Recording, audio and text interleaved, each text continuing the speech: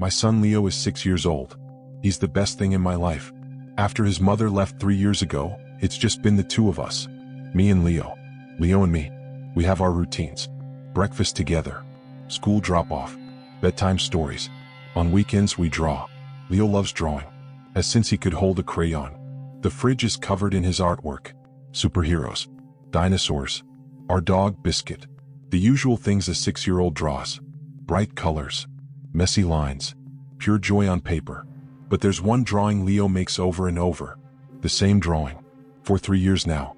It started after his mother left. I remember the first time I saw it. I was cleaning his room, picking up toys, and I found a piece of paper under his bed. On it he had drawn himself. Small stick figure. Big smile. Yellow crayon sun in the corner. And next to him a much larger figure. Completely black. No face. Just a tall, dark shape. I asked him about it at dinner that night. "Hey buddy, who's the big black figure in your drawing?" He didn't look up from his plate. "That's the man who watches me sleep." I felt a chill run down my spine. But I told myself it was normal. Kids have imaginary friends. Kids say creepy things without meaning to. I kissed him goodnight and forgot about it. But the drawings kept coming. Every few weeks I'd find another one. Under his bed. In his backpack. Crumpled in the trash. Always the same. Leo.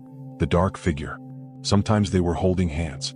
Sometimes the figure was standing in the corner of his room. Sometimes it was leaning over his bed. The drawings got more detailed as Leo got older. His art skills improved. The stick figures became more realistic. And the dark figure became more defined. It had eyes now. Not drawn eyes. Just two white dots in the black shape. Always looking at Leo. Never at anything else. I started collecting the drawings. I didn't tell Leo. I just took them when I found them and hid them in a folder in my closet. I don't know why. Maybe I thought if I ignored it, it would stop. It didn't stop. Last month I found a new drawing. This one was different. In this one, Leo wasn't smiling. He had drawn himself with a sad face. And the dark figure was closer than ever before. Its hand was on Leo's shoulder. I decided to talk to him again. I sat him down on the couch. I showed him the drawing. "Leo buddy, can you tell me about this? Who is this man?" He was quiet for a long time. He looked at the drawing. Then he looked at me. His eyes were serious. Too serious for a 6-year-old. "His name is Mr. Tall," Leo said quietly. "He comes at night. When you're asleep." My heart was pounding. What does Mr. Tall do? He stands in the corner and watches me. He doesn't move. He just stands there. Sometimes he whispers. What does he whisper? Leo looked away. He says Mommy isn't coming back. He says it's his fault. He says I should be angry at him. I felt sick. I felt like the room was spinning. "Leo, is Mr. Tall real? Is he actually in your room at night?" Leo nodded slowly. "He's real, Daddy. But you can't see him. Only I can." He said grown-ups can't see him because they stopped believing in things. That night I didn't sleep.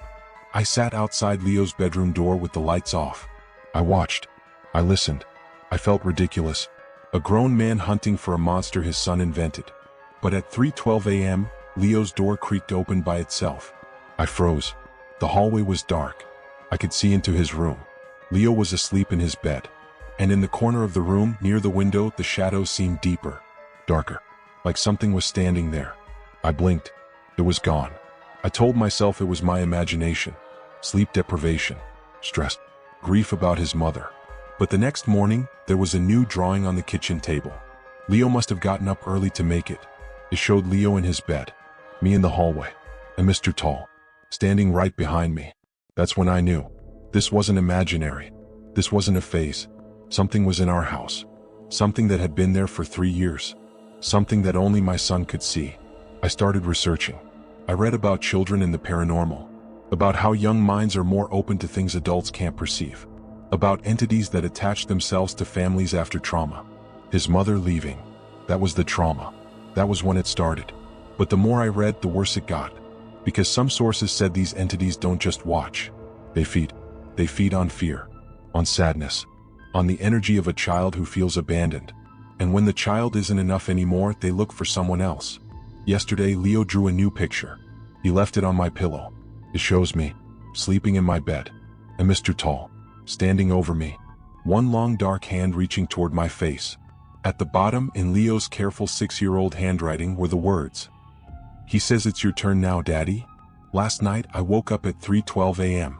The room was cold, colder than it should be. I could see my breath in the air. And in the corner of my bedroom, near the window, the shadows were deeper than they should be. I couldn't move. I couldn't speak. I just watched. And for the first time I saw him. Not in a drawing. Not in the corner of my eye. Right there. In front of me. Mr. Tall. He was exactly as Leo had drawn him. A tall, dark shape. 2 white eyes. No mouth. But I could hear him. Inside my head. A whisper like dead leaves scraping against concrete. You stopped believing a long time ago. But now you see me. And that means you believe again. Welcome back. I don't know what to do. I don't know how to protect my son from something I can't fight. I don't know how to protect myself. But tonight I'm not sleeping. Tonight I'm sitting in Leo's room with him. We're drawing together. I asked him to draw what Mr. Tall is afraid of. Leo thought for a moment. Then he started drawing.